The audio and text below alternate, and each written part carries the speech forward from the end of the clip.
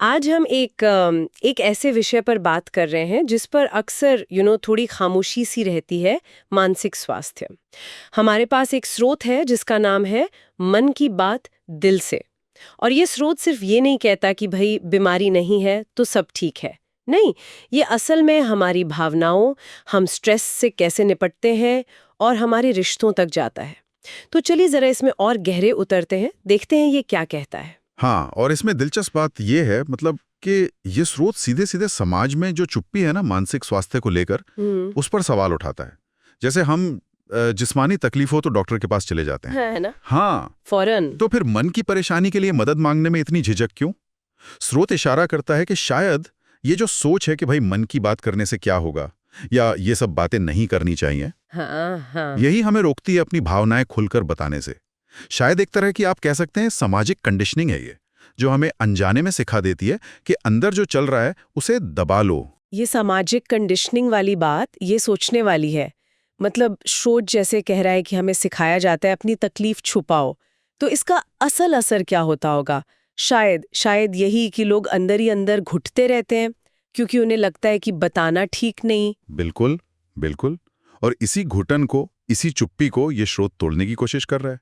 ये इस सोच को आगे रखता है कि अपनी भावनाओं को बताना या मदद मांगना ये कोई कमजोरी की निशानी नहीं है, बल्कि साहस का काम है। हाँ बिल्कुल, साहस का काम है। ये सिर्फ एक कहने की बात नहीं है, ये पूरी सोच बदलने वाली बात है। ये हमें याद दिलाता है कि जब हम मानते हैं कि हाँ हमें मदद चाहिए, तो वो असल में अपनी देखभाल की तरफ पहला और शायद सबसे हिम्मत वाला कदम होता है। ये उस सोच को सीधी चुनौती है जो कहती है कि भाई मजबूत इंसान कभी परेशान नहीं होता या अपनी परेशानी दिखाता नहीं। हाँ, ये वाकई एक बहुत जरूरी नजरिया है कि परेशानी जाहिर करना कमजोरी नहीं, हिम्मत है।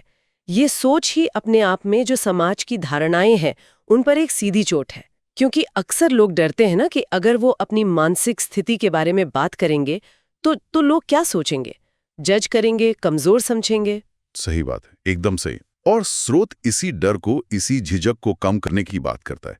वो हमें एक तरह से हौसला देता है कि अपनी भावनाओं को समझो, उन्हें साझा करो, चाहे वो किसी दोस्त से हो, परिवार से या फिर किसी प्रोफेशनल से। ये एक तरह से खुद को महत्व देना है। हाँ ये उस चुप्पी को तोड़ना है जिसके बारे में हमने शुरू में बात की थी, हाँ। है ना? ये खुद को ये इजाजत देना है कि हाँ, मुझे बेहतर महसूस करने का पूरा हक है। तो अगर हम सार देखें तो ये स्रोत हमें याद दिला रहा है कि देखो, मानसिक स्वास्थ्य जरूरी है, इसे हल्के में मत लो। और अपनी भावनाओं के बारे में बात करना वो कमजोरी नहीं, असल में हिम्मत दिखाना है। इसने कुछ प्रैक्टिकल चीजें भी बताई हैं, हाँ, जैसे किसी भरोसेमंद इंसान से बात करना अगर मन ठीक ना लगे। बिल्कुल। और सिर्फ अपनी कहना नहीं, दूसरों को सुनना भी। अगर कोई अपना चुप चुप लगे तो उसे ध्यान से सुनना। हाँ, ये बहुत जरूरी है, सुनना। और जरूरत पड़ने पर प्रोफेशनल मदद, जैसे थेरेपी या काउंसलिंग, उसमें कोई शर्म महसूस ना करना। हाँ, ये भी बहुत अहम है। और शायद सबसे जरूरी, खुद के लिए थोड़ा वक्त निकालना। छोटे छोटे कदम लगते हैं ये, पर शायद यही बड़े बदलाव लाते हैं। हाँ, और इन कदमों के पीछे जो सोच है वो बहुत महत्वपूर्ण है।